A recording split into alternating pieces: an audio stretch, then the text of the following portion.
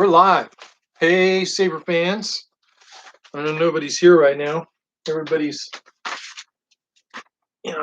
doing whatever. But I'm sure we'll get some fans in here. But tonight, the big topic I wanted to talk about, and my workbench is really, really busy right now. But the big thing I wanted to talk about was common anode, RGB LEDs, and how you can use them on your Profi to drive your crystal chamber instead of a NeoPixel. And why would you want to do that? Preliminarily, when I first went to NeoPixel, in fact, this is my first NeoPixel lightsaber ever built, which is powered by igniter, and I actually illuminated the crystal chamber with a NeoPixel. And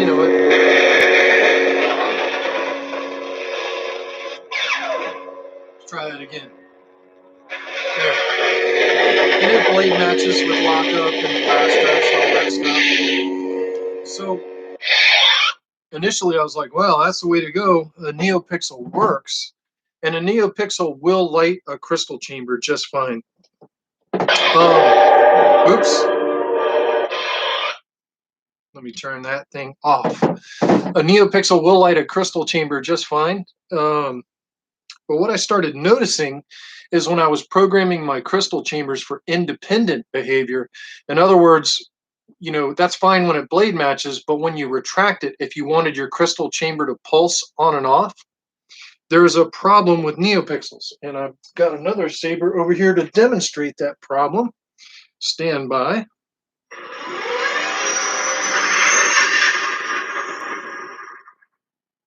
I need someone to show me my place in all this. I'll show you. Okay. The dark side. So this lightsaber, this is a KR flagship that was etched by Pete Sandoval. This one has a Dmitry Stock. Hey, Maker Channel. This one has a Dmitry Stock lit NeoPixel connector, his lit pixel connector. So you can see his lit pixel connector in there. Now, I have this program with off behavior, so my saber is off right now. Now, what I want y'all to watch is watch how clicky those NeoPixels fade. If you'll see, they click, click, click, click, click, click, click, click, click, fade off. See how they click, fade on, and click, fade off? That's not a problem with Dmitry Stock's NeoPixels, because when you ignite the saber, they're solid. Watch, I'm going to ignite. They're bright and they're solid. This is the fire blade, so that's why it looks crazy. It's the off behavior. It's the off behavior that's problematic. NeoPixels, hey, Michael Dallin, Rich, glad to see you guys. So the NeoPixels have this clicky fade on and off. So if you program your crystal chamber to have off behavior, then you get that clickiness. Now, what I did was searching through Frederick's stuff, is he actually has a wiring diagram for using an RGB crystal chamber, and you could see that it's driven by LEDs 4, 5, and 6 pads here. And never mind his resistor stuff, because he's wrong about some of that. Yeah, it's a timing. It's a timing thing with the NeoPixels. All NeoPixels have this rough transition and fade, and it's because you got to realize they're getting so many signals per second, to tell them what to do. And when you're telling them to reduce power and dim, you see that signal depth on them that's, it's not fixable. It's a problem that's endemic to all NeoPixels. Frederick said it is a timing issue. It is not anything with the PCB. Every NeoPixel does that. A normal RGB LED will not. And here's the advantage. When you wire a normal RGB LED on a Profi, like he shows on his diagram here, to LEDs 4, 5, and 6, and you wire that as an independent blade, number one, the normal RGB LED will mimic your blade style. So if you have a fire blade going, the RGB LED, the Profi will send it signals to do crazy stuff to look like a fire blade. And I have another hilt here to show you. This is a hilt, and the crystal chamber is illuminated with an RGB LED here. And you can see it's smooth fade in and out, the crystal chamber only. See it smooth fade in and out, nice and smooth. That's a normal RGB LED, and there's actually 2 of them in there. When you ignite the saber, you know, it's good and solid. But when you turn the saber off, it has its nice off behavior. Stand by. Let's go to the next part.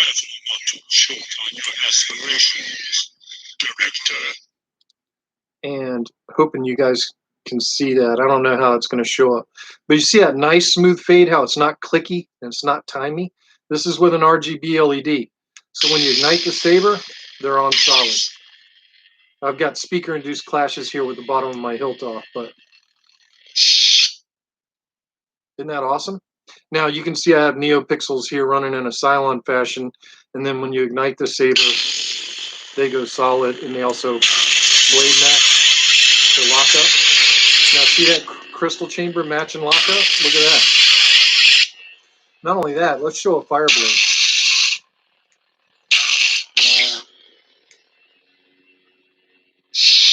Let's get this to a fire blade. Here we go, fire blade. Now this is a pulsing on and off fire blade, so it's like a heartbeat fire blade. It was an experiment I was messing around with.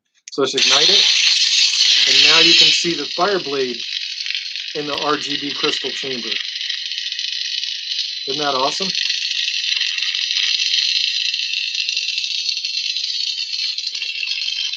So with a standard RGB LED and the cool features of Profi,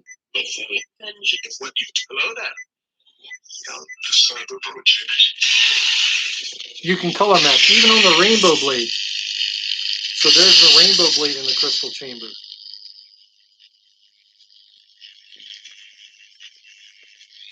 So you can color match, and it looks just like the NeoPixel blade. So I know a lot of people are like, well, the color of a standard RGB LED won't match the NeoPixels. Not true. They do match the NeoPixels rather well. And whatever you have your primary blade program to do, the common anode RGB LED will do the same thing. Now the cool part is, like, you can get these in bulk. I'll show you. So like, here's a bag of them.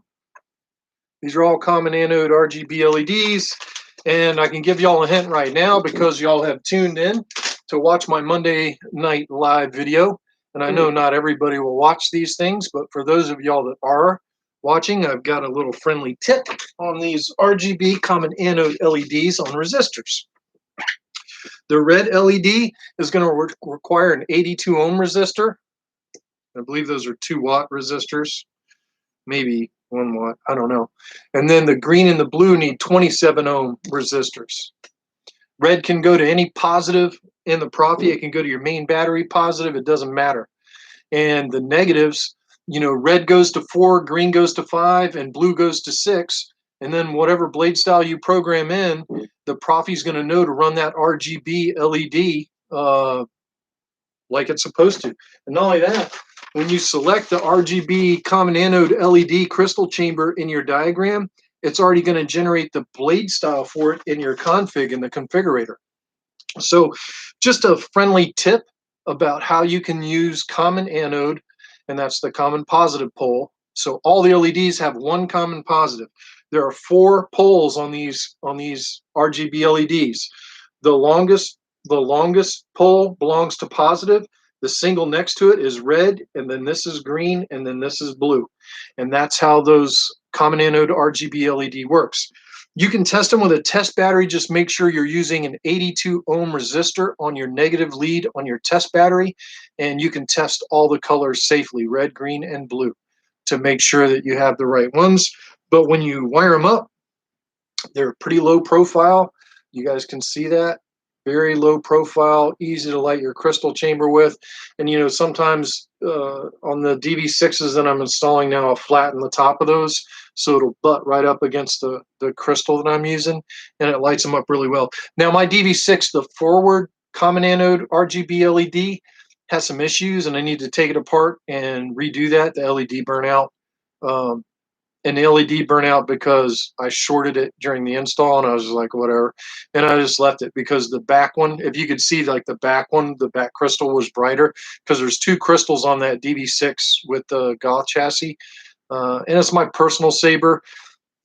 And the bad part about my personal sabers is I don't get to spend a lot of time on my personal sabers because usually, I'm building sabers for everyone else, including right behind me. I got a lot going on right now. So I got two DV6 installs going on. This is with a stock chassis with let me show you that close up. There's, stock's crystal chamber on that stock chassis. And all my rough wiring is in on that one. And that one's got the stock lit connector. And then this is a Goth 3D chassis that'll have two crystals, just like the one I demonstrated for you. Basically, there it is. So everything's all wired up and they're ready to roll. I just got to put in the soundboard and write the configs, and those things are ready to roll. But in addition to that, I also have a Graflex in progress right now. Show that. This is, you got to realize this is rough wiring, but this is a Graflex 2.5 with a Goth chassis. Now I have the empty back half of the chassis in here while I was gluing the speaker in, and the actual real crystal chamber on that chassis, the business end of the saber is right here. The soundboard, recharge port, all that stuff is right here. The crystal is already in the chamber. I don't know if y'all can see it there. And my common anode RGB LED is right down there. And you can see the wires coming out of it. So basically, on those common anode RGB LEDs, cramped quarters in my corner here. Can't wait to move into a new house and have a workshop that's the appropriate size. But those, yeah, that's your saber, Mike. That shows you where we're at. And let's see. So to show you, I mean, it looks like a mess now. You know how it always looks like a mess preliminary. This is your clamp switch lever holder. Now that goes inside the clamp here. And what I was trying to tell you about earlier today is that the clamp lever, or the clamp card, goes in this slot here. You can see that slot where the clamp card slides in there. Well, most of the clamp cards from like Sloth Furnace and these other distributors, they are really tight in the slot and they have no travel. And the problem with that is the way these switch PCBs are designed is it pushes the switches right up flush on the bottom of those clamp cards. So if you use a thick clamp card, it's depressing the switch as soon as you put it in. So you have to thin out those clamp cards to get it to be able to move, so you can actually depress and you get some return on it. So what I do is I shave off the ends of the clamp card. Here's another tip. I shave off the ends of those clamp cards, but leave the middle thick, and that separates the two buttons. But what it also does is it allows the end of the clamp card to bend down to touch that button. But you also get some return spring on it because you left the middle solid. So you get, a fulcrum action going there from the middle. But that's what I was trying to explain to you today on Messenger, but you can see it more clearly. That's your clamp, by the way, which also modified your clamp so it spins, so you can tighten and loosen it. But it's all over with, but the crying. Mike, by the way, I got 2 packages in. I haven't opened them up yet, but I did get 2 packages in. I haven't opened them up yet. One of them's from DigiKey and the other one's from, I don't know. But I did get 2 packages in today that you said I'd be expecting. But at any rate, that's the big stuff I wanted to throw out there today. I do have these 2 DV6s in progress back here. I don't think I'll get to do any sabers tonight. Jen's, we've had some medical issues going on in the family. And those medical issues are not fun to navigate in the midst of this microbiology that we're dealing with right now. And I know I posted something on Facebook that probably pissed off the masses, but yeah, everything's got its own perspective. But when the hospitals aren't allowing visitors and somebody's dying of cancer and that somebody really needs to be in the hospital, but they don't want to go in the hospital because there's no visitors allowed and they're worried they're going to die in the hospital alone, and that's why they're not seeking medical treatment, that's a huge problem. Somehow our country's got to be able to navigate this in a way that's a little bit more effective, including for the people that do not have COVID-19. That's what I worry about right now. And I don't really want to talk about COVID-19. It's very political. It's very controversial, and it's polarized right now. And you know, there are some indignities being suffered by healthy people or people that are suffering from other diseases as a result of the current pandemic, which is also very difficult on the American population. But at any rate, I don't want to talk about that because I'm going to get on a rant, and I do not want my channel, my YouTube channel, to be political. I try to be apolitical as possible here, and I really hope everyone's going to be okay. Y'all are always in my thoughts and prayers. Oh yeah, what tip do I solder with? So for the most part, Ron, I use a needle tip. Oh, might have to unplug my iron so it'll reach the camera.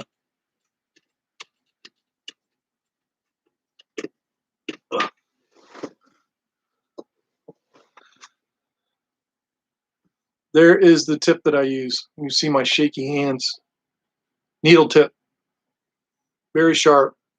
Now, the bad part about a needle tip is you have to run them at higher temperatures because the heat dissipates quickly off those small tips. And I think I'm running mine on... Oh, shit. Won't show the temperature because I have it unplugged. Try that. 360 degrees Celsius. 360 degrees Celsius is what I'm soldering at. And if y'all have seen me solder, I'm quick on and off. I ain't dancing around on the pads and sitting there holding a gun on the pads. I pretend my wires. I put the wire up through the hole, and I go in there with solder and the tip, and in and out. Hey, Rich. Yeah, there's my brass flagship. Thing's awesome, right? With the logo on there, that's freaking awesome. But that's my KR flagship brass. It's heavy. My God, things like heavy. It feels like a real weapon, which is awesome.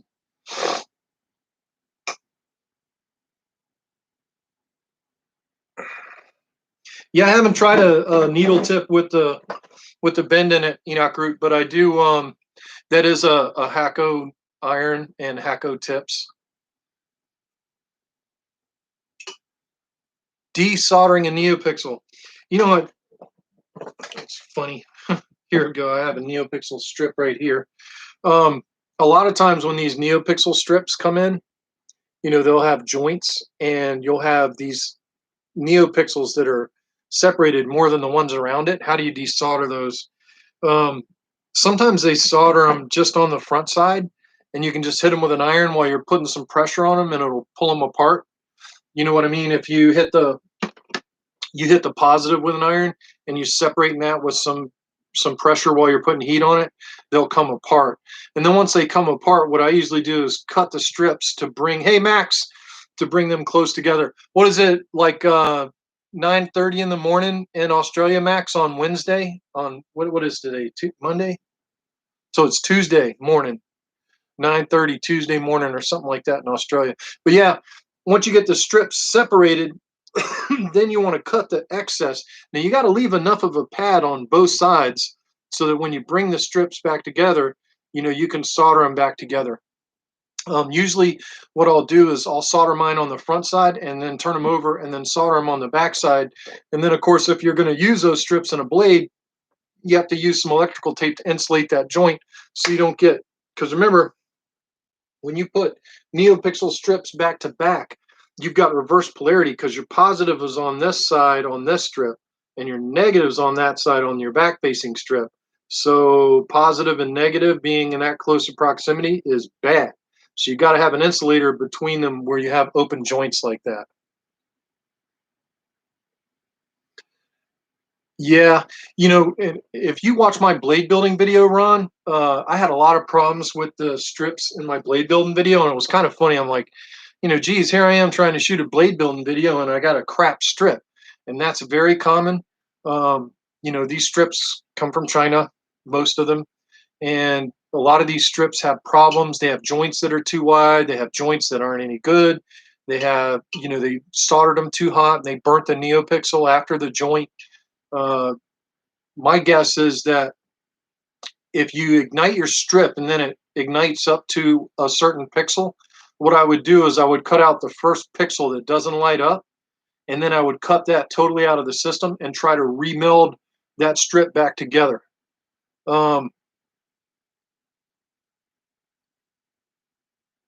I wouldn't be as worried about the heat on the strips as I would be on a soundboard. The strips are pretty tough. They're, backlayed with copper that you cannot see, so they dissipate quite a bit of heat.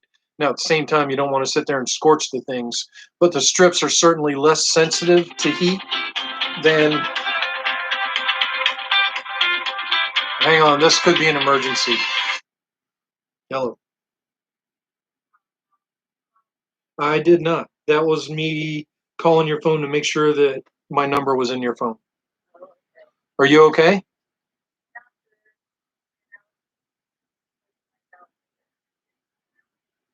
Okay.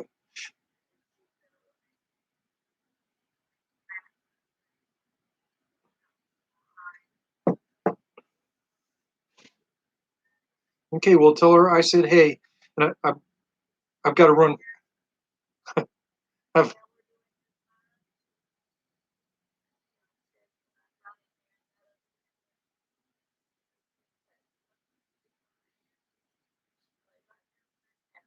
okay. Well, okay, Joan. I'll call you back in a little bit. All right, bye. Sorry about that. That was the medical issue I was talking about. So we're dealing with a pretty bad medical issue. When she calls, I got to answer it because it could be an emergency. Oh, kind of scared to do that much heat. You can usually get away with a decent. Yeah, yep, yeah. I'm sorry, guys, to answer that in the middle of a live video, but that could have been an emergency. It wasn't. Uh, she just wants to talk. Oh Lord, it might be a bad thing that she's got my phone number, but it's not. It's a good thing. She has cancer, and it's very serious, and it sucks right now in the midst of everything else that's going on. But anyway, on to better things. Yeah, rejoining, not better things. I mean, my family is important to me. This is my distraction from all the crap that's going on in the world right now. This is like the only bit of light in the whole world. A lot of tough things going on right now. But anyway, yeah, rejoining those strips, Ron, give it a shot. Don't be scared. These strips are cheap, and normally, like, if you bought 2 meters of strips, normally a blade, every blade I build, let me show you. I got a box over here. Oh, let's see if I can get it without knocking over my camera.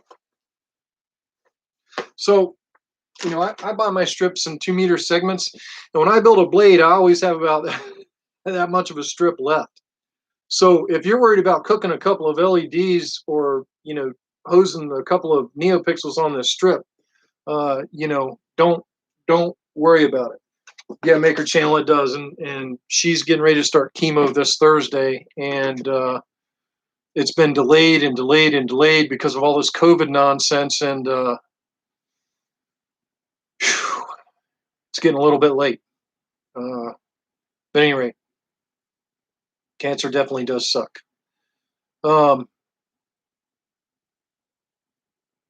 Yeah, don't be afraid of hosing a few pixels in the strips because you always have, quite a few pixels that are left over. I mean, this is usually the amount of pixels I have left over on each side of the strip after I build a 34-inch blade. And, I go back and reuse these NeoPixels in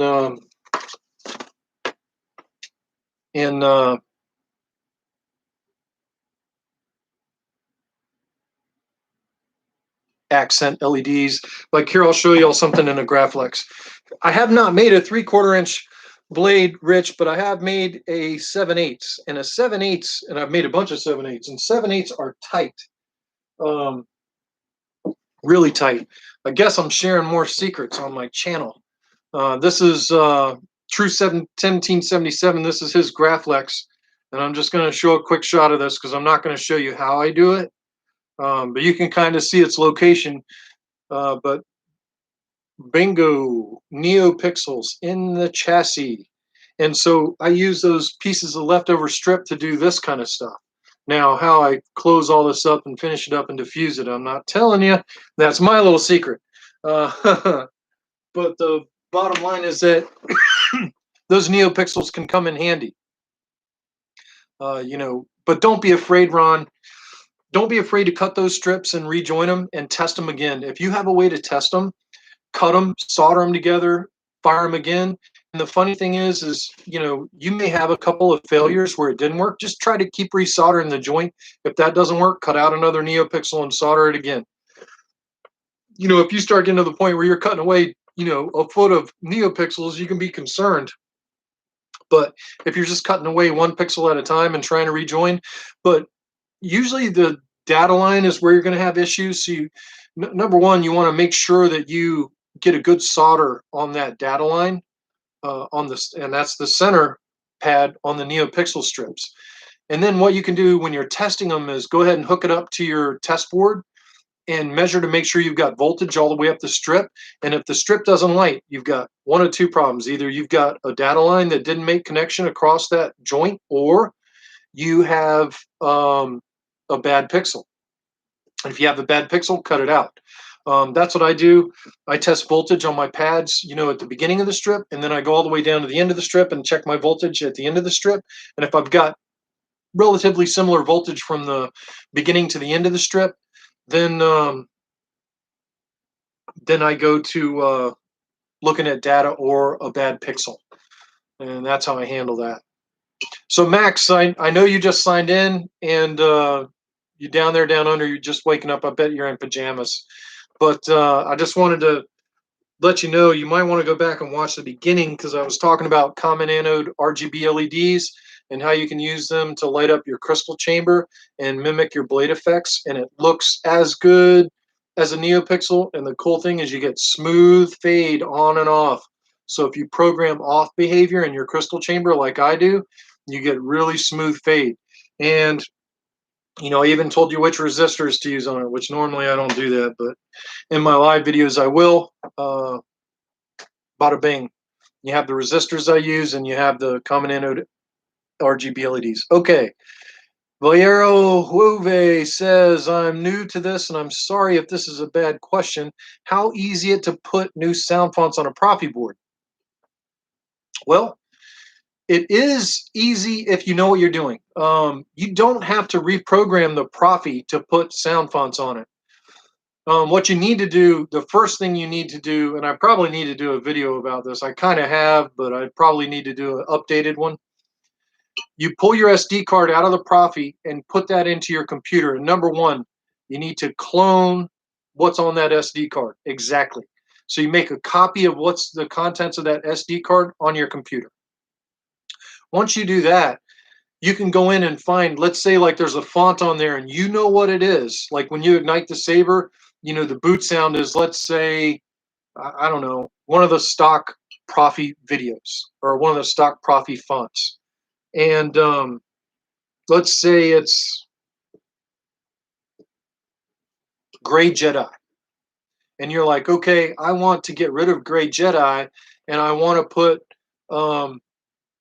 put Fonts by Fours, the Negotiator, in that instead of the Gray Jedi.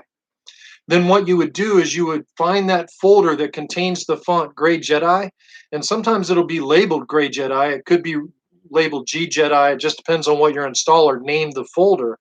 And you would delete all the contents of that folder, but do not change the folder name. And then you would copy all of the sound files that comprise the Negotiator by Fonts by Force and paste them into that Gray Jedi folder, and then that font will now play on that preset. So it's fairly easy to change them without changing the programming. And the cool thing about the new version of the Profi OS is with color changing and save state, if your installer programmed your lightsaber with that, then let's say when you had Gray Jedi, you had a purple blade on your lightsaber. The cool part about color change is that now you put the negotiator in there, which is Ben Kenobi, and you want that blade to be blue. So what you would have to do is ignite that saber in purple, go into color changing spectrum, get it to blue, and then lock in blue. And then the lightsaber, the Profi will remember that that's a blue blade on that preset. So now you'll have Obi-Wan Kenobi and a blue blade. Well, then the problem comes with the soundtrack. So let's say when you the soundtrack on that blade was Mars Wave, because those are the stock wave files for music in the background, but you wanted the Obi-Annie battle to be in there. You would then have to go into the tracks folder on the SD card, and you would put the Obi-Annie battle wave in there, but rename it to Mars Wave and delete the Mars Wave. And then, that way you don't have to change the config. So there is a way to change presets and tracks to play on the Saber without having to reprogram the Profi. But you do have to understand how Profi works. Okay. Somebody asked,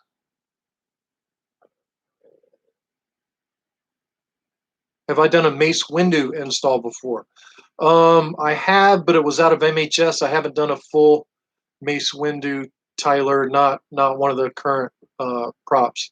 I would do one. I just haven't got to one yet. My big thing are OT sabers. I love the OT sabers, Graflex. I've probably installed more Graflex than anything else. And, the Graflex is, of course, my favorite hilt. And Crossguard by Kylo is my second favorite hilt. So those are my two favorite hilts. But I haven't done a lot of prequel hilts. I have done one OWK. Been trying to even up the joint gap sizes on my first set of NeoPixel strip as per your method, finding it very scary. Total novice skill level. Yeah, the big thing is you can't be afraid to cut. Now, when you cut, you have to make sure you leave enough pads on each side of your joint to solder to, because the solder's got to have some copper there on the traces so you can join them back together. And then what you do is you have to hold them. You have to hold them end to end, and then hit one joint at a time. Hit your positive, then hit your data, then hit your negative, and hopefully they're rejoined. And then what I'll often do is turn it over and solder the backside, and then cover it with an insulator. So I hope I answered Guy's question about changing fonts and Valero Hube's question about changing fonts. But hopefully that's all done. But yeah, Max, if you're still watching this, you can go back and watch it once it publishes to YouTube tonight, and it should be golden. But that's some pretty good tips for today. Pretty good tips. What are you guys working on? Aside from patching NeoPixel strips, which is very common, by the way. If you're going to mess around with NeoPixels, you got to get used to fixing the strips. Sometimes the most of the NeoPixels I buy are pretty good. The set I just got in from China are the kind I don't like, and I know I'm going to have to work on them to get them working. But the ones I was supposed to get from BTF, and it's their distributor out of China, are freaking awesome. Roman MK1 is a very tough build. I have two in here right now. I got one that's installed by Proplicator, and I did some config work on it, and I'm sending it to Hong Kong along with the V2. And I also have my personal one, and I'm almost thinking that MK1 is so beautiful, I almost don't want to install it and leave it as a static prop. MyCom orders. Yeah, I'll go check it tonight, Mike. The big thing we have remaining is I went to order elastic and Velcro, and yeah, not shipping until May 24th. So I'm gonna go try to find it in our local stores here because I can't order it off Amazon. And also the ribbon wire was out of stock. I'll check on DigiKey tonight and find out if they have it back. You got to realize we're still having some issues with stuff coming out of China. Again, a problem with manufacturing everything in China. When you have situations like this going on, you don't have what you need. Can you jam an 18650 and a bass speaker in with a Profi? I think you can, Enoch Root, but not with the Pando chamber. No can do. Not enough room for that. Not enough room. Now, if you ditched Rudy Pando's chamber, you could put your 18650 up in the grenade section and you could make it work. But with the Pando crystal chamber, ain't no way. 18650 ain't going to fit in there. Waiting for Corban to refill their mace window hilts. Yeah, I think they're 89 sabers. I think it's interesting. Worryingly, I get a reading on my multimeter when I probe the positive and negative on the strip, so I think I have a major short somewhere. So Guy, make sure that you don't have your strips joined. When you're diagnosing strips, you want to make sure they're separated completely and check all the joints all over your strips. Because remember, if they have the Chinese could have had a bad joint at one of those joints. You want to check to make sure there's no wire or solder that's, grounding out the positive and negatives or the negative to the data.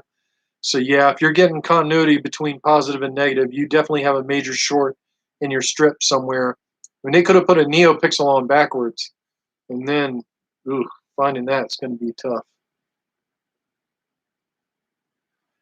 Yeah, that's the only thing, Mike. Just want to make sure everybody's prepared for the contingencies. I mean, I have enough NeoPixels to build your blade for this Graflex, but after that, I'm toast. I'm out of NeoPixels. I don't have any left outside of 50/50s, and I'm not using 50/50s.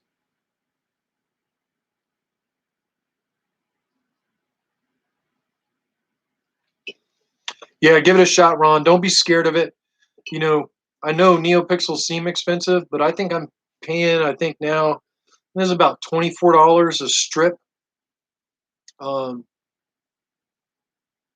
I use 35/35s, and I think I've talked about that before. There are two different kind of strips, and I think I have some of both here. Stand by.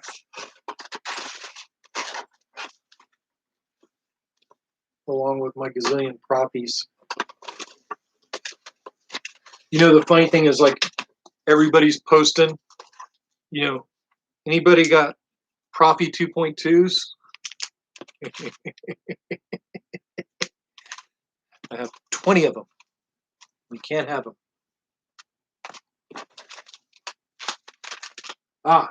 There's a 50/50 strip.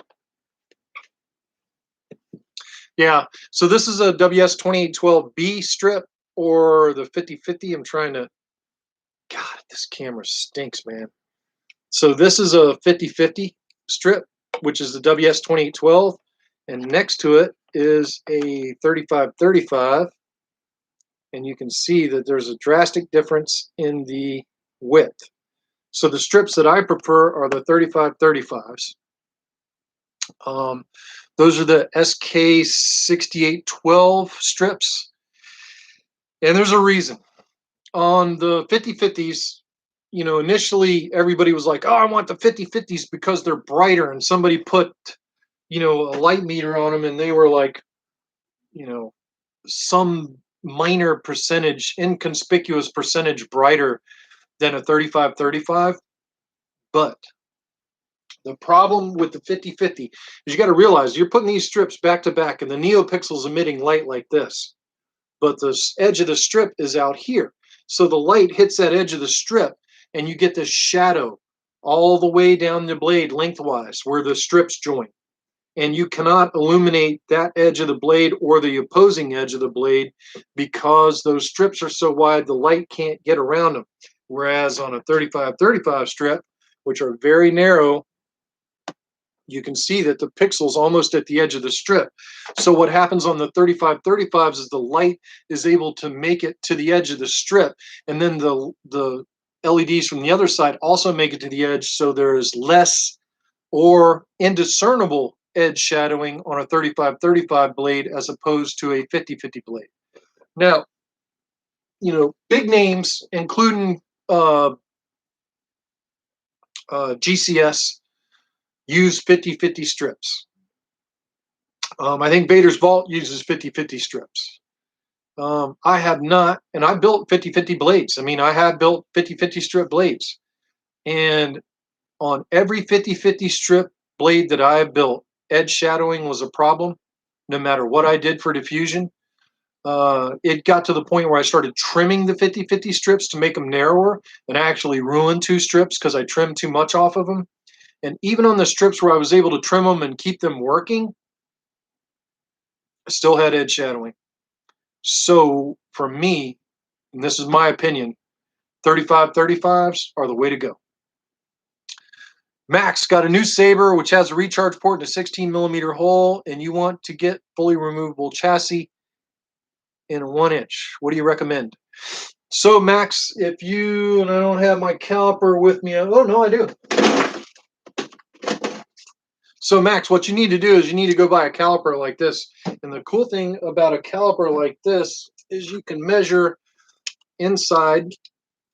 You can measure inside diameters with the caliper. You know, it'll give you what the inside diameter is. Now, the battery's dead in mine right now, but it'll give you the inside diameter. So you can measure the inside diameter of your hilt, and then you can go on, you know, Shapeways, or you know, you can look at Dimitri Stock or other hilt manufacturers and find out who's got the right diameter chassis to fit inside of your hilt.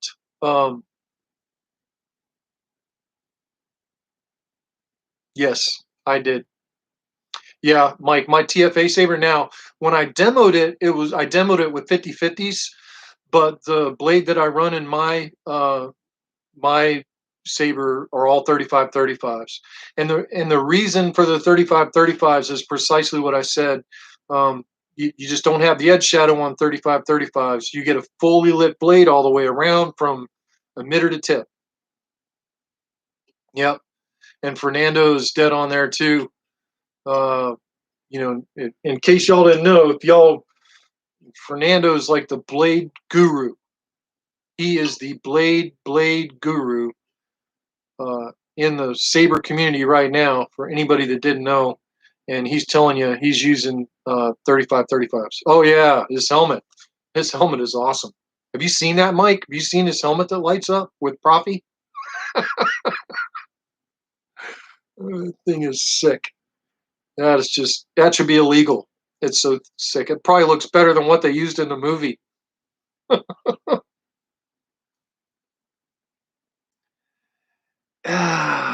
You know, initially on 50/50 strips, Dimitri, you know, had trimmed them to the capacitor on the one side. Let me find those 50/50 strips again. I don't know where I put them.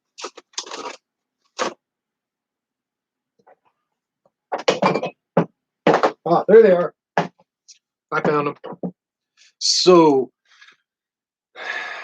you can trim them. Let me find a pointer. I need a small pointer. And I'll try to make sure all this is in frame.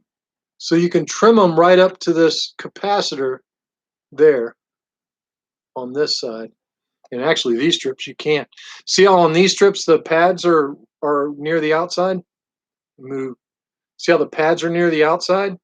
The pads are near the outside. That means the traces are near the outside. But so you have to look at where your pads are at too. But on this 50/50 strip, which I think I trimmed these, I'm trying to get it in frame there. You can trim right up to the lines that capacitor here is soldered to, and then, you know, right up to the arrows on the other side. I would not go further than that. If you go further than that, you could damage the traces, and then the strips won't work at all. And I hosed 2 sets of 50/50s, trimming them like that. And I was able to trim 50/50 strips, and I have that blade. I don't think I have it in this room right now, but I do have a 50/50 blade. And, you know, it's bright, but it has that edge shadow in it really bad. It's got a horrible edge shadow in it, and it drives me bonkers. Every time I ignite it and see that edge shadow, I hate it. And there is no way There is no way on God's green earth that Genesis custom sabers or Vader's Vault, anybody that's using 50/50 strips, there is no way that that edge shadow is not there on those blades. And that edge shadow drives me bonkers. I can't stand it. So the trade-off with a 35/35 is, of course, some reduced brightness. Now, how much reduced brightness? I don't recall. I know that Space Window has done tests on it. Now, Space Window is the brightness nerd. You know, we talked about how, you know, Fernando is the blade authoring genius. Well, Space Window and Space Window's channel, if y'all aren't subscribed to him, Space is obviously a huge blade nerd. He built, you know, string blades. He was one of the first to build NeoPixel blades. And I'm going to tell you that Space Window uses 35/35 strips, and Space Window puts all his blades in a light meter, and Space Window swears by the 35/35. So that's all I needed to hear from me. Now, does that mean that Space Window is always right? No. But Space Window's blades have a reputation on FX Sabers and on the internet. He builds some good blades, and I can't remember the name of their company right now. It's like Ancient Weapons or something like that. But Ancient Armory, Ancient Weapons. Damn it, he's going to kill me for not remembering. But Space Window builds really good blades, and he uses 35/35s. Ha! Enoch Root says, every time you ignite it, you're filled with hate. I am. I look at that blade. I'm like, what is this? What is this edge shadow? I hate it. Ah! And it makes me want to slash that blade. Civilized weaponry. That's it. Thank you, Max. Bailed me out from Space Window. You know, doing what he would probably like flame my channel. I don't know what Space would do. But I'm a huge Space Window fan. Love those guys. Saber Talk. If you guys haven't watched them, they're funny. It's awesome. You can get a lot of answers from them. But yeah, the only bad part about Space is he likes Jedi stuff. You know, nobody's perfect. Wonder why they can't make a diffusion lens for those LED strips. So Ron, it's funny you were talking about that. There was a guy on open source, and he showed this 3D printed thing he made to go over the strips. And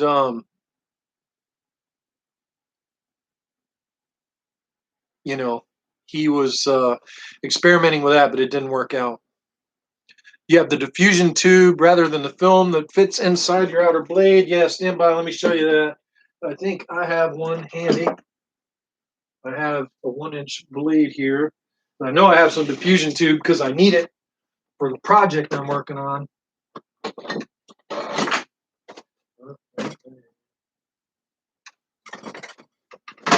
Hope my underwear is not showing like it was in the last video. So everybody's like, well, what are these diffusion tubes? This is a diffusion tube, and it goes inside, you know, 1-inch blade, and these might be not the right size 1-inch blade, but this tube actually goes inside the 1-inch blades, and I don't have clear blades, so this tube doesn't fit in. These are actually another blade style I was using. I don't think I have any 1-inch clear laying around. Oh, maybe I do. Found some 1-inch clear. So these strip diffuser tubes, they actually go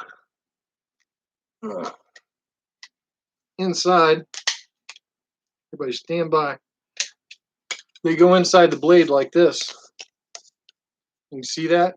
And it basically turns a clear blade into a white blade. So the first NeoPixel blades I made like this, and you know, I'm still not sure what I'm gonna do with Mike's NeoPixel blade, because I made him the trans white blade, which is currently my favorite. But if he wants me to do a clear with a diffuser tube, I will. I'm a bigger fan of the trans white because I can fit in more diffusion. But that's the diffusion tube, and I actually use this for other stuff. So like this is a scrap, and I'm going to be using this scrap in one of these sabers, but I can't tell you which one and can't tell you what I use it for, but I do reuse my scraps. Yeah, you can also get those diffuser tubes from the custom saber shop that fit in 1-inch and 7/8 blades. Where do you buy your 35/35s? I get them from BTF lighting on their eBay channel, and it's actually BTF's distributor, and I can't remember the guy's name right now. If I can find the link, I'll try and post it in the comments of this video once it publishes, if I don't have any crises or emergencies happening tonight. Do we need to get into the lottery if we just want to have you build a NeoPixel blade? So Tyler, right now I'm not taking any commissions, including blades. And to tell you the truth, even if I wanted to build you a NeoPixel blade right now, I could not. I have enough NeoPixels in my inventory right now to build one NeoPixel blade, and after that, I am out. Now I have several strips on order, and you know they were supposed to be here in December, and they're still not here. So the microbiology is affecting the availability of NeoPixel strips right now. I would say, Tyler, look, I'm undergoing a major life change right now, and you can't see it because it's the only normal room left in my house. But I'm getting ready to sell my house and move into a new house. Once I get all that settled, and I'm also dealing with some severe illness in my family, and working full time and teaching, homeschool stuff because kids aren't in school. So between all that, I basically have not much time to build sabers, or no time to build sabers. And on top of that, we're getting ready to do another Micom run, and I'm going to be busy doing that. So, there are other options to buy lightsaber blades from right now. Vader's Vault, GCS, Space Windu from Civilized Weaponry. He sells NeoPixel blades, and those are really good options. And there's a couple of cheaper NeoPixel blades out there right now. I think there's some companies that are out there selling them for $70. How they do that, I have no idea, because just in the components to build a blade, I've got more than $70 invested. But when I do build NeoPixel blades, I'm charging, about $160 for them, because there's a lot of work that goes into them. You don't believe me? Watch my NeoPixel blade build video and tell me how much my time is worth. They're expensive. I can't build people stuff for the cost of parts. If I did that, I'd be going broke. So, my skill set and labor are worth something, and they're expensive, but there are cheap NeoPixel blades out there. The only thing I'll say about cheap NeoPixel blades is you are getting what you pay for. You're getting what you pay for. There's a lot of work and research that's gone into my NeoPixel blades. I was one of the first in the saber community to start experimenting with NeoPixels once it was supported on NEC boards, before it was even supported on Prism and Nano Biscotti. And the reason I was wanting to build NeoPixels was because I was wanting to use the Teensy saber to make Kylo Ren sabers. And I do believe I was the first to use Teensy saber on a Kylo Ren conversion with NeoPixels. If I wasn't the first, I was second. I know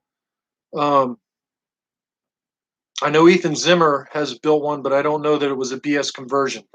But the BS conversion that I built with Teensy Saber, and I built two of them with 26-650 batteries, I put that video up on the internet, and that was kind of when I got my big start doing this and going crazy.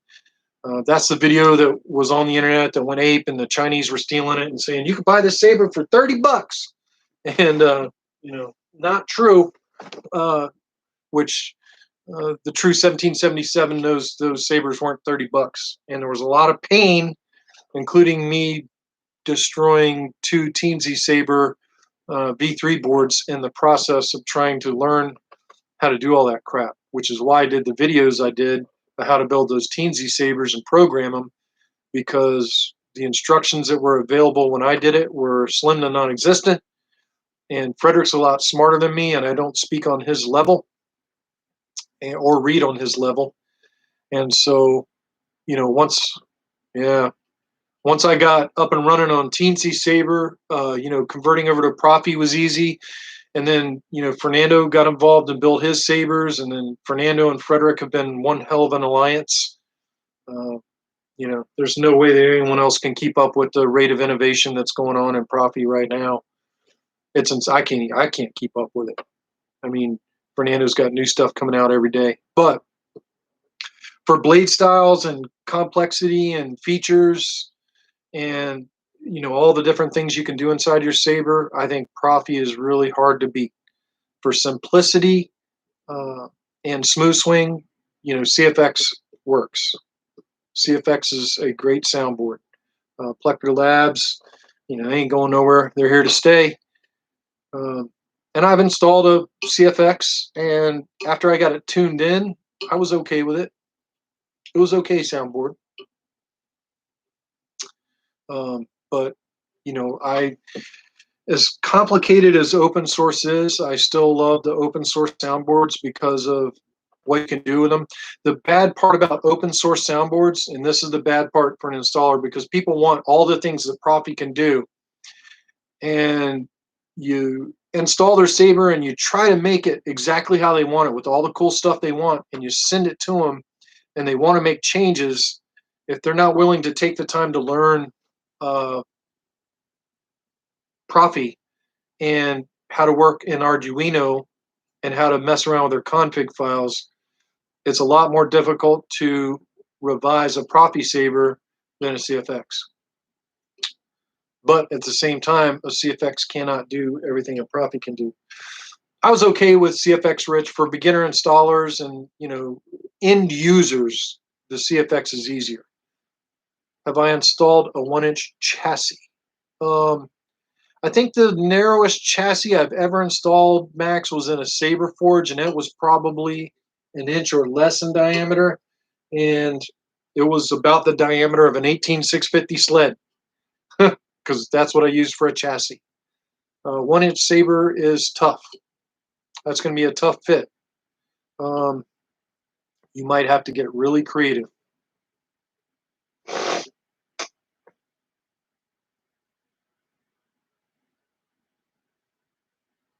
Yeah. Well, so Rich, a lot of people's complaint about the Profi. Oh, I'm sure I got a Profi. So now this is a Profi 1.5. So a lot of people's complaint about the Profi. By the way, this was my beta Profi 1.5. This was the Profi that I tested Profis when they first got invented. So I don't know. I need to put this in a plaque or something. It burned up. It's dead. I killed it. But at any rate, on the Profi, the big thing, the difference between a Profi and a CFX as far as the SD card slot is the Profi does not have a spring in and out SD card like the NEC and Plector boards do. It's just you insert it and it's a friction fit in there. And a lot of people complain to Frederick that they want, a spring SD card receptacle.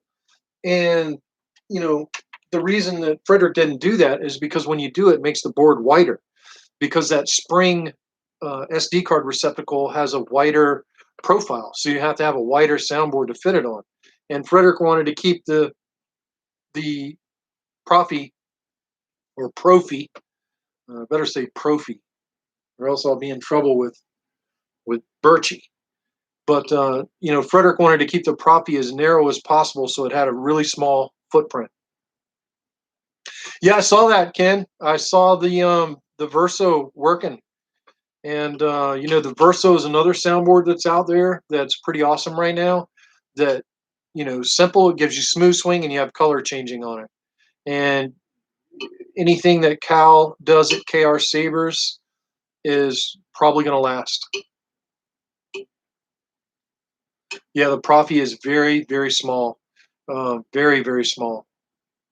But the Verso is a very cool board that KR Sabers has come out with. And what the funny thing was is, so some new installer posted on the Knights of Ren Facebook group. So for those of y'all that don't know, I am Kylo Ren DS 74759 in the 501st Legion, and so I'm a member of the Knights of Ren costuming group on Facebook. And some new installer wrote on there, I can convert your lightsabers, send me your Black Series lightsabers, and I can convert them with Nano Biscotti or CFX. And I was kind of like, I would never put a nano biscotti in a crossguard, number one. And number two, I would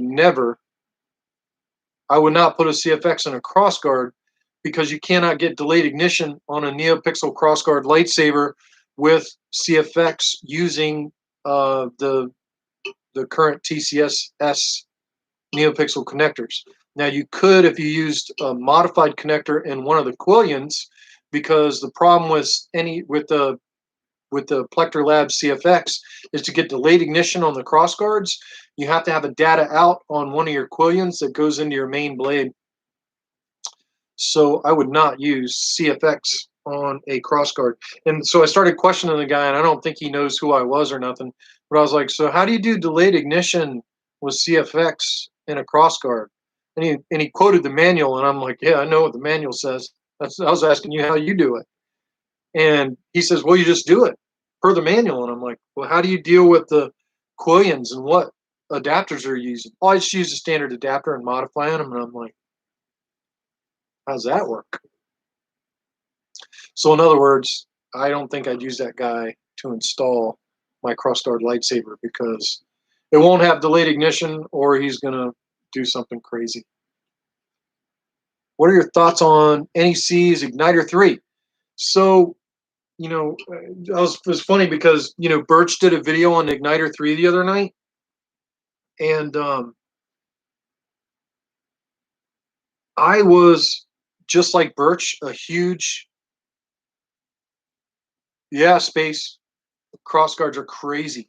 Space, we were talking about your blades earlier. Somebody was asking about a blade commission. We tried to send them to you. And we're also talking about the difference between 35-35s and 50-50s, and, you know, the never-ending debate and the edge shadows on 50-50s, and you can't get rid of them no matter what you do for diffusion. There's always that bad edge shadows. You still using 35-35 Space?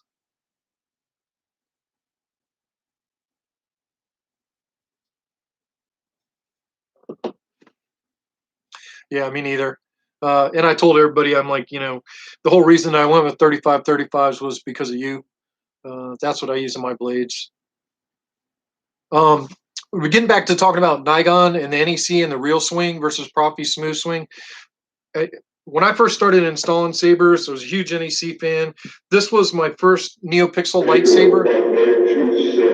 This is TCS. Now, this thing's a monster. This was the first MHS saber I ever built, and it does have igniter in it. And I converted it because it used to have like spark or something like that in it. And I converted this to igniter because I wanted NeoPixel. So this was actually the first NeoPixel lightsaber I ever built. And it has igniter, but this was before real swing. And you know, I was a big fan of Scott's NEC boards, and I installed a lot of NEC boards. You know, early on when I was building lightsabers, I was installing mostly NEC, and every now and then a Nano Biscotti or a Prism. That's where I was at. And then, you know, installing the NeoPixel crossguards got me into Teensy Saber and open source. I'm glad Space got on there to get those, because I just don't have NeoPixel Space. I'm out. So if you can build them blades, that's great. But what are we talking about? Oh, we're talking about NEC. That saber predates True Swing, the new True Swing. Scott lives out there in Washington State near Seattle, right near Frederick, and also right near the inventor of Smooth Swing. Dexter lives out there in Seattle too, and Scott actually talked to Dexter, and Scott understands Dexter's smooth swing algorithm. But Scott went his own way, and he tried to create something similar to smooth swing, but in his own mind's eye. And he's been working on it. It's getting better. The latest demo he put out last week was much better than early on. Early on, there was a lot of missed swings. And the one thing I still don't like about True Swing is when you're spinning it, it's throwing swing, swing, swing, swing, swing, swing, swing through the spin, and it makes the spin sound choppy. Whereas when you swing a smooth, there's no choppiness. It's smooth. Now,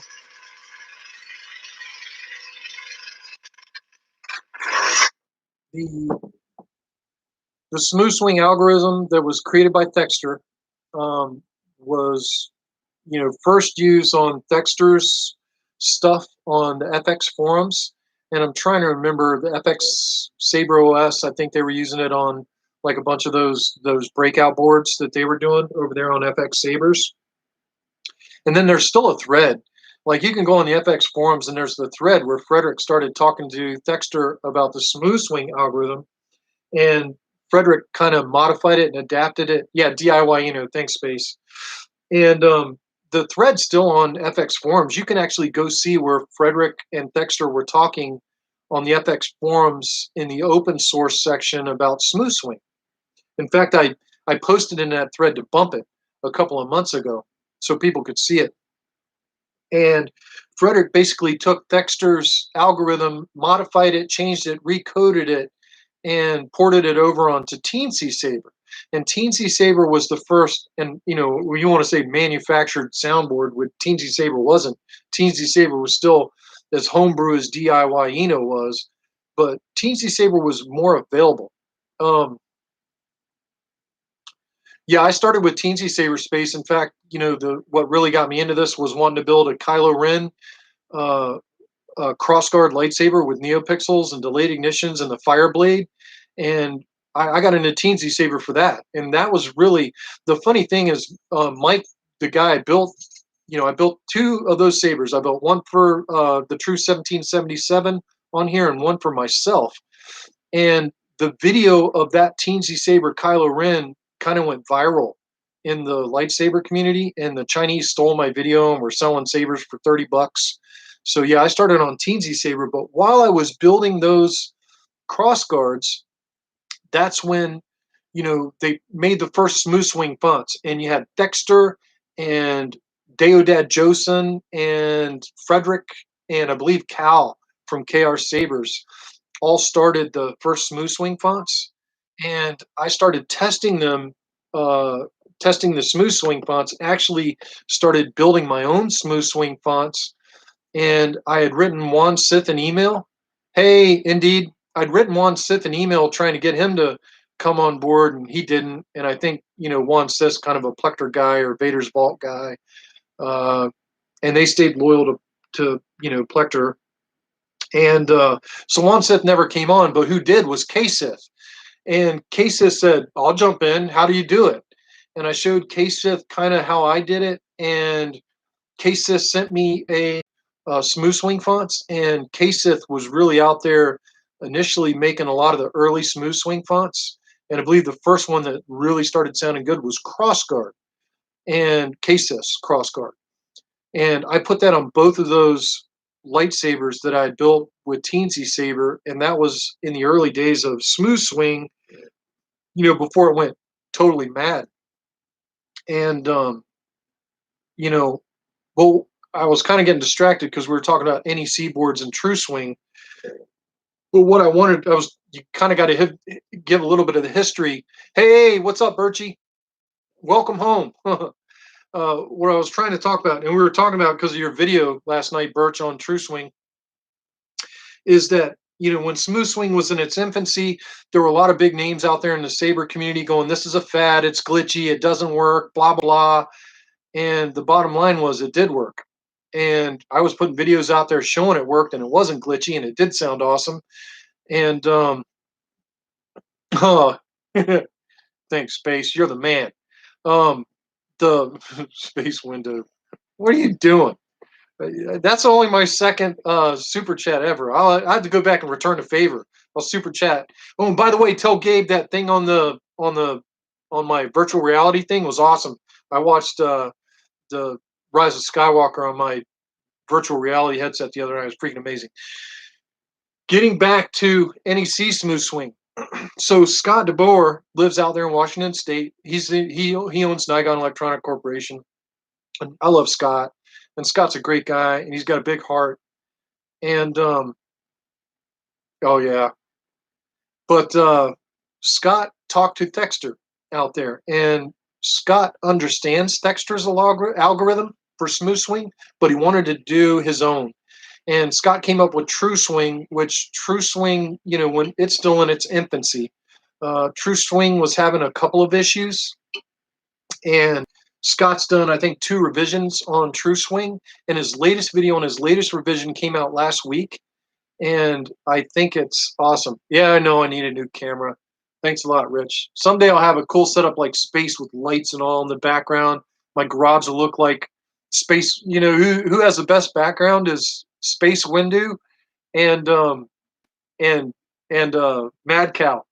Good Lord. Birch was like, yeah, you need a new camera, dude. You're crazy. Stop. You guys stop super chatting, Birch. I appreciate it, but don't do that. And you got to love the amount too. It's not very Christian of you. But on NEC's True Swing, it wasn't like it was a lot different than the Smooth Swing from Thexter's algorithm. Now, Thexter's algorithm was ported over to CFX. So CFX is actually using the same algorithm that the Profi and Teensy Saber used, and accent swings, and basically they're the same. Yeah, Mad Cow's background is great. I don't know, man. Have you seen Space Windu's background? Space Windu's garage looks like his wife needs to commit him. Oh man, it's crazy. I know if I built something like that in my garage, I think my family would be like, "You got a problem." Although I love it. Mad Cows is awesome too. I was watching Mad Cow's live videos the other night, and did y'all know he was a preacher? Isn't that crazy? Mad Cow was a preacher. Now I have to watch my language on my live stream just in case Mad Cow happens to come across it, which I doubt, but if he did. But there you have it. True Swing on NEC. It's different. It's not Smooth Swing. It's True Swing. It's different than what Plector Labs and Frederick ported over on Profi and CFX, but it is different. I have to let that one through, Rich. The YouTube censors gotcha. Yeah, no, those reverse tweezers. When I saw those in the video, I'm like, space. So I'm not going to build anything like that here, and I'm tucked into my small little corner of this bedroom as my current workshop. But my new house, I do plan on doing something nice in my workshop, and building pieces one by one to light up the background to make these videos more interesting, and better cameras. At any rate, yeah, Hexec, the video you did the other night with True Swing, spurred some questions, and I wanted to talk about it because, like you, I was a huge NEC guy. Before I got into Teensy Sabers, all my installs were NEC, and I hope nothing for the best for Scott. I want to try one of the True Swing boards. He sent me one to try. I just haven't had time in the midst of everything else. But True Swing is getting better. Scott's working on it, but it's definitely different than the Smooth Swing algorithms that are in NEC. I'm sorry, that are in Plector Labs, CFX, and the Profi. Both Profi and CFX share the same Thexter Smooth Swing algorithm lineage. They're one and the same. Different interpretations of it. Yeah, I will, Jeff. I'd definitely like to talk to you about that offline. Scott's a great guy. And to me, I think competition is great in the community. I'm glad that Plector Labs came out with CFX. And, I'm glad that NEC created Smooth, the True Swing. And, I'm glad Profi and Verso are out there. And also the new boards. I always forget the name of those other boards that are out there now. The guy name that makes them is Frederick, and I believe he's in France. And his soundboards are called, I know somebody knows. It's not Verso. It's not NEC. It's not CFX. It's not Profi. It's something else. I can't remember the name of it right now, but they're pretty awesome. Those boards are pretty cool too. So to have, this diverse array of soundboards available in the community is very good because they all push one another. Golden Harvest. There you go. There you go, Rich. Golden Harvest. That's it. And the Golden Harvest soundboard's a cool soundboard. So there's, there's definitely a lot of options out there for brand new Saber installers. And I am a huge Profi fan, but if I was a brand new Saber installer installing my first lightsaber, I probably would not install a Profi or a CFX. I think both Profi and CFX are fairly advanced in their application, and there's a lot of things you have to do to adjust on them to get them working like you need them to on both CFX and Profi, and both are fairly complex. Whereas you could throw a Verso in there and you're good to go. Solder up your wires and turn on your Saber. And I think the Golden Harvest German, that's it, Max. A Verso or a Golden Harvest or a Nano Biscotti are very, very, very good soundboards for your first Saber installs. Now, once you have success there, then convert it over to something more advanced like CFX or, Igniter or Profi. But, whoa, we went way over the time limit. I know Jeff's going to be making fun of me now because I went over the time limit.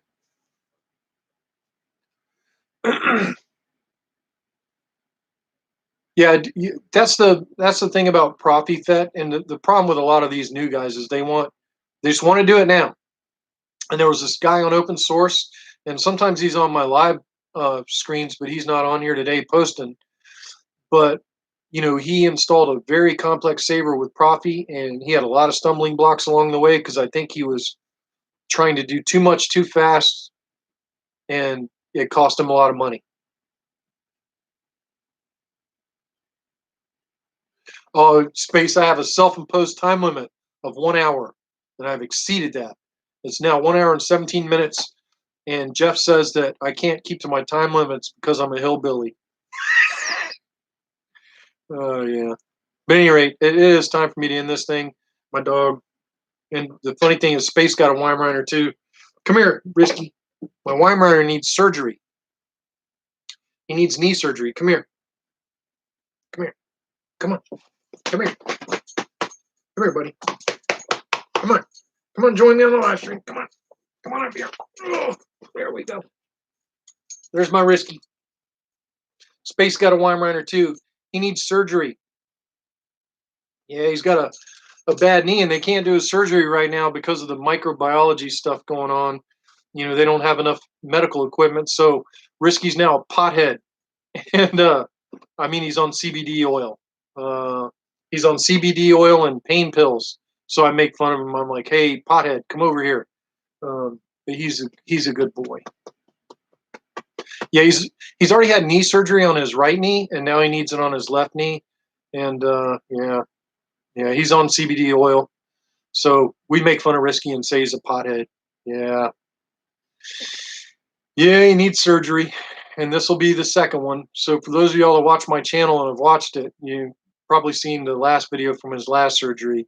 So now it's the other leg. So he blew out his right knee 2 years ago, and now he's blown out his left knee. He's a very athletic dog. His name's Risky, R-S-K-Y. He's awesome. He has his own YouTube video. I have to post that for you guys sometime. But at any rate, I'm way over the time limit and got to get off of here. We've had a long discussion tonight about a lot of things. If you guys missed the beginning of the video, once it publishes later on tonight, once it renders down, you may want to go back and watch it. We talked about how to use a common anode RGB LED to light your crystal chamber with Profi and the wiring diagram for it and how to do all that. And a lot of tips on there about how I make that happen and why I do it instead of using NeoPixels. And, maybe next week we'll talk about why I haven't used subblades and why I'm scared of subblades. I hope you guys that are patching your NeoPixel strips have success tonight. Hashtag nerd up. Everybody be nice to one another. And, hopefully we'll be through this microbiology nonsense sooner rather than later. And, y'all are all in my prayers. Yeah, breadboard. I know you guys want me to do a breadboard video, but I just don't think I have time to put a breadboard together. I can show you ones that I've done like there. That's basically how I prototype how I prototype config files that I'm writing. I use breadboards and buttons and speakers already on there. Everybody have a good night. Y'all are all in my prayers. Hashtag nerd up for the Birchie. Be nice to one another. Good luck in all your endeavors. Thank you for watching. Hopefully you got some good tips on here tonight. For those of y'all that are liking, subscribing to my channel, that's awesome. I'll try to throw as many tips as I can when I'm doing these videos about stuff that I found that works on these live videos. And including, I'm going to be putting tips on these live videos like tonight that will not be published on my videos that aren't live. So if somebody's not subscribed to my channel and not coming in and watching these things, you're not gonna get these tips. But thank you everybody for watching. Like and subscribe. If you haven't, hit that notification bell. There's no need for super chats, but Birchie and Space Window, I appreciate it tonight, although that is not necessary. Y'all all have a good night. Max, have a good day, because it's already Tuesday down there, down under for Max. And we will see you all a week from tonight. May the force be with you. That's what Space Window would say, or the dark side, as it were, which is what I would say. Later.